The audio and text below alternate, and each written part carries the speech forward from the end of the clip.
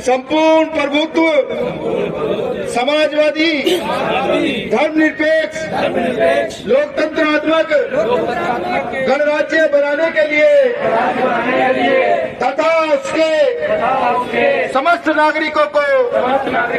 सामाजिक, आर्थिक और राजनीतिक न्याय, विचार अभिव्यक्ति, विश्वास, धर्म और उपासना की स्वतंत्रता, प्रतिष्ठा और अवसर की समता प्राप्त कराने के लिए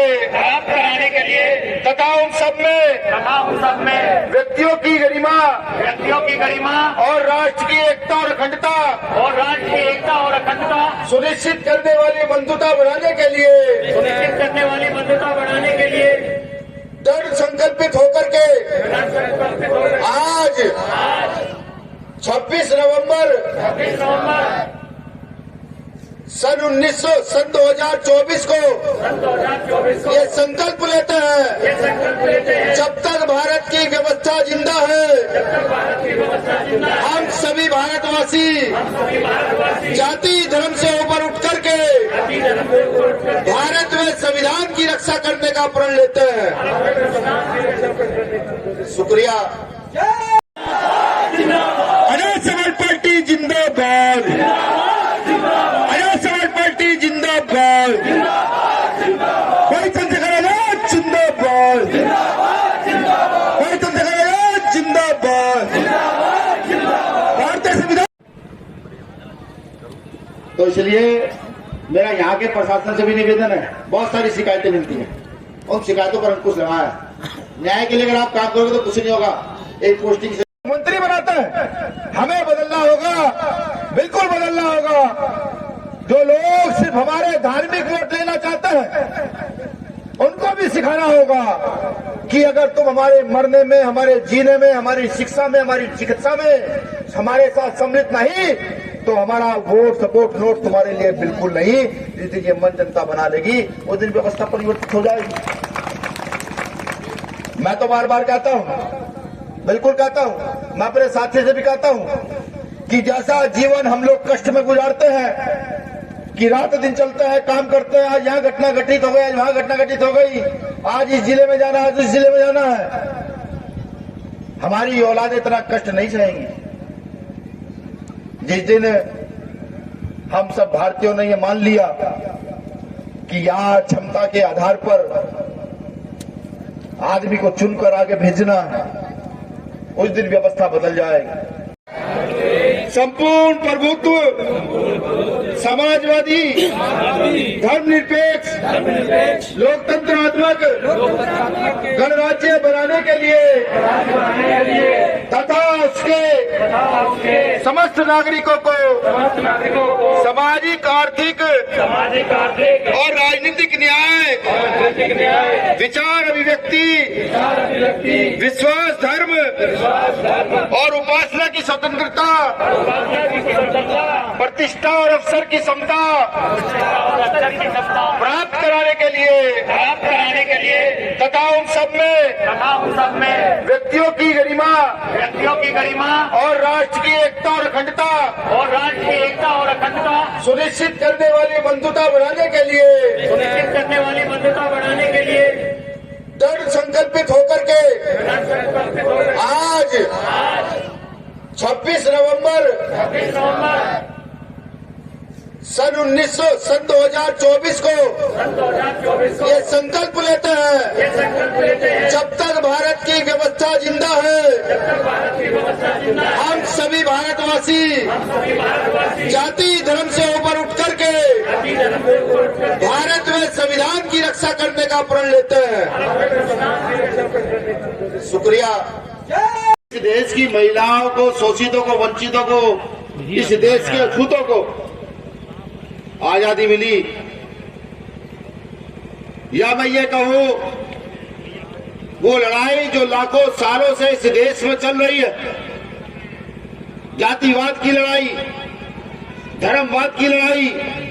बराबरी और गैर बराबरी के बीच लड़ाई, अपमान और सम्मान की लड़ाई, सही और गलत की लड़ाई, उस लड़ाई को किसी ने कलमबद्ध कर इस देश के प्रत्येक नागरिक को मानने का अधिकार दिया, वो दिन आज है। तो मैं आज के दिन को झुककर नमन करता हूं, बाबा साहब के चरणों में नमन वंदन करता हूं और भारतीय संविधान को बचाने का प्रण भी लेता हूं कि जब तक यहां भीम आर्मी का एक एक कार्यकर्ता जिंदा रहेगा, तब तक भारतीय संविधान के लिए हर वो लड़ाई लड़ी जाएगी जो संभव हो या असंभव। भीम आर्मी जब बनी थी तो भीम आर्मी के उद्देश्यों में एक उद्देश्य भारतीय संविधान की रक्षा करना भी है कि भीम आर्मी भारतीय संविधान का रक्षक दल है। मैं अपनी बात शुरू करूं तो बात शुरू करने से पहले इस देश में एक मंत्री हुए हैं, इस देश में एक मंत्री हुए हैं जिसने संविधान से 2 शब्द हटाने के लिए सुप्रीम कोर्ट में याचिका डाली थी। तो ये मेरी जो बात शुरू करने से पहले जो मैं चर्चा करूंगा भारतीय संविधान की प्रस्तावना को पढ़कर, यह विशेष उन माननीय मंत्री जी के लिए है, सुब्रमण्यम स्वामी जी के लिए, कि देखिए आपने सुप्रीम कोर्ट में ताकत लगाकर याचिका दायर की कि संविधान में 2 शब्द गलत है, लेकिन सुप्रीम कोर्ट ने आपकी याचिका को खारिज करते हुए ये कहा नहीं, ये शब्द इस संविधान की मूल भावना है, इस देश की मूल भावना पे शब्द जोड़ते हैं। तो सब लोग खड़े होकर के अपना हाथ उठा करके भारतीय संविधान की प्रस्तावना को मेरे साथ दोहराने का काम करेंगे। मेरा सबसे निवेदन है, माताएं बहनें सब खड़ी हो जाएं, क्योंकि मैंने पहले ही कहा इस देश में अगर देश का वजूद है, इस देश में अगर व्यवस्था का वजूद है, इस देश में किसी भी चीज का वजूद है तो सिर्फ भारतीय संविधान की वजह से है। हम वो वेयर हाउस अडानी अंबानी को दिए जाएंगे जिससे कि आपकी जो फसल होगी वो वहीं खरीदेंगे और बंद करेंगे, प्राइमरी स्कूलों में स्टॉक लगा देंगे और फिर अडानी की मर्जी होगी कितने का बेचेंगे। हम जानते हैं इस बात। अगर माननीय मुख्यमंत्री जी, सब लोग कहते हैं कि माननीय मुख्यमंत्री जी के यहाँ कोई बच्चा नहीं है, औलाद नहीं है, प्रधानमंत्री जी को औलाद नहीं है, तो मैं तो आपसे नम्र भाव से हाथ जोड़कर झुककर निवेदन करता हूँ। हालांकि भीम आर्मी का कार्यकर्ता नहीं झुकता, फिर भी राष्ट्रीय अध्यक्ष आपसे झुककर निवेदन करता है कि इस देश के सारे प्राइवेट स्कूलों पर ताला लगा करके इस देश के सरकारी स्कूलों में हर किसी के बच्चे को पढ़ाने का काम कर दीजिए। जिस दिन अभी आप ऐसा कर देंगे इस देश में एक नया इतिहास शुरू हो जाएगा, इस देश में एक नया अध्याय खुल जाएगा। अरे हमने तो एक ही नेता को जिताकर भेजा है। हमारा नेता जैसे संसद में गया, जय भीम नमो बुद्धाय क्या कहा कि वहां संसद के मुखिया ने ये कह दिया कि आज के बाद कोई भी यहाँ करके किसी धर्म का जयकारा नहीं लगाएगा, ये कह दिया गया। अभी जो सत्र शुरू हुआ उन्होंने संबल पर सवाल कर लिए तो संसद की कार्रवाई बंद करा दी गई। समझिए, समझना जरूरी है। अगर हम नहीं समझेंगे तो हम सुरक्षित नहीं रहेंगे, हमारे आने वाली नस्लें सुरक्षित नहीं रहेगी। हमें समझना पड़ेगा कि करना क्या। इस देश की राजनीति को अगर बदलना चाहते हो और ये चाहते हो ये देश पूरे चोर सोने की चिड़िया बन जाए, यहाँ लड़ाई हो तो मेडल के लिए लड़ाई हो, यहाँ लड़ाई हो तो खेलों में लड़ाई हो, यहाँ लड़ाई हो तो 2 वैज्ञानिक लड़े कि अगर तुमने परमाणु डॉक्टर APJ अब्दुल कलाम के लिए दिया है तो मैं 10 गुना ताकत इस देश को देकर के जाना चाहूंगा। तो ये लड़ाई ये हो, यहाँ जाति धर्म की लड़ाइयां ना हो। अगर आप सब ये चाहते हो तो आप अपनी जिम्मेदारियों को समझो। लोग कहते हैं गलत, लेकिन मैं खुद को गलत मानता हूं, जनता को गलत मानता हूं। किस लिए? कि हम व्यवस्था को नहीं समझ रहे, नई व्यवस्था की ओर बढ़ रहे हैं। हमें बढ़ना होगा, यहाँ की पूंजीपति राजनीति को लात मार करके जमीन पे डालना होगा और ऐसे लोग जो राजनीति लड़ने का काम करते हैं। मेरा छोटा भाई सौरभ जिसका एक हाथ खराब है, यहाँ का जिला अध्यक्ष कहाँ है? यहाँ का जिला अध्यक्ष ये देखो, मैं इसके घर गया, बहुत गरीब परिवार से है, लेकिन बाबा साहब अम्बेडकर के आंदोलन का इतना बड़ा अनुयायी है कि रात दिन काम करने के लिए तैयार है। क्या मेरे हिसाब से अध्यक्ष जी जब यहाँ आएंगे तो स्वयं बताएंगे आपको कि घरों से 6-6 महीने 1-1 साल बाहर रहे और 1 साल बाहर रह के भी उन्होंने संगठन का निर्माण किया। आपके मंडल में बहुत सारे ऐसे पदाधिकारी मौजूद हैं जिनको अकेले आके एक एक व्यक्ति को चुन के संगठन खड़ा किया। लेकिन माननीय अध्यक्ष जी, मैं आपसे भी कहना चाहता हूं कि जो 9 साल पहले आपने बीज बोया था, आज वो बीज बड़े पेड़ का आकार ले चुका है। एक ऐसे पेड़ का आकार जो न सिर्फ अपने नीचे लोगों को छाया भी दे रहा है बल्कि फल का भी इंतजाम कर रहा है। मैं मानता हूं कि समय जरूर लगेगा फल पाने में, लेकिन वो वक्त दूर नहीं जिस दिन इस बहुजन समाज का हुक्मरान लखनऊ और दिल्ली की धरती पर बैठेगा, तब शायद ये देश आपके संघर्ष को सलाम करेगा कि कोई ऐसी शख्सियत थी जिसने हमको यहां से लाके यहां तक खड़ा कर दिया। मुझे याद आता है काशीराम साहब का एक कोट, उन्होंने एक आर्टिकल छपा, उसमें एक लेडी थी, उन्होंने परवीन मुस्तफा नाम की एक लेडी ने एक आर्टिकल छापा और उस आर्टिकल में उसमें बताया कि मैंने साहब से 1996 में पूछा एक सवाल कि साहब आपने दलितों और मजलूमों के लिए पार्टी बनाई, लेकिन जब ये सत्ता में आई तो इसमें दलित लोगों की भागीदारी बहुत कम है, इसका कारण क्या है? तो साहब उससे कहते हैं कि मेरा समाज यहां पैरों पे है, मेरा समाज बहुत नीचे है, लेकिन उसको यहां सर तक लाने के लिए बहुत समय लगेगा। तो अगर मैं ये सोच रहा हूं कि अभी अचानक से मेरे लोग गद्दी पर बैठ जाएंगे तो शायद ये संभव नहीं। तो मैं अध्यक्ष जी आपसे भी चाहता हूं कि हम लोगों ने संघर्ष करना आपसे ही सीखा, लेकिन आपसे वादा करता हूं, क्योंकि जितने लोग इसमें बैठे, मैं बहुत सारे लोगों के गांव-गांव जाकर उनसे बातचीत करके आया, वहां भी मैंने बताया कि झूठ की राजनीति में करना नहीं चाहता, कोई ऐसी चीज मंच पर बोलना नहीं चाहता कि वो ना कर पाऊं, लेकिन इतना जरूर आपसे कहता हूं, वक्त भले 5 साल का लगे, वक्त भले 10 साल का लगे,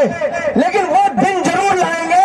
जिस दिन मेरे समाज का एक व्यक्ति भूखा नहीं सोएगा। वो वक्त जरूर लाएंगे जिस दिन मेरे समाज का एक व्यक्ति नंगा नहीं रहेगा। वो दिन जरूर लाऊंगा जिस दिन मेरे समाज पर लाठियां बरसाने के पहले उनको 100 बार सोचना पड़ेगा। माननीय अध्यक्ष जी, ये पूरनपुर पीलीभीत वो जगह है जहां पर मैं पिछले 4-5 दिनों से मेरी बहुत लोगों से बातचीत हुई और मैंने महसूस किया कि यहाँ पर अलग अलग संगठनों ने जो हिंदू धर्म के नाम पे या कुछ और सामाजिक संगठन बना के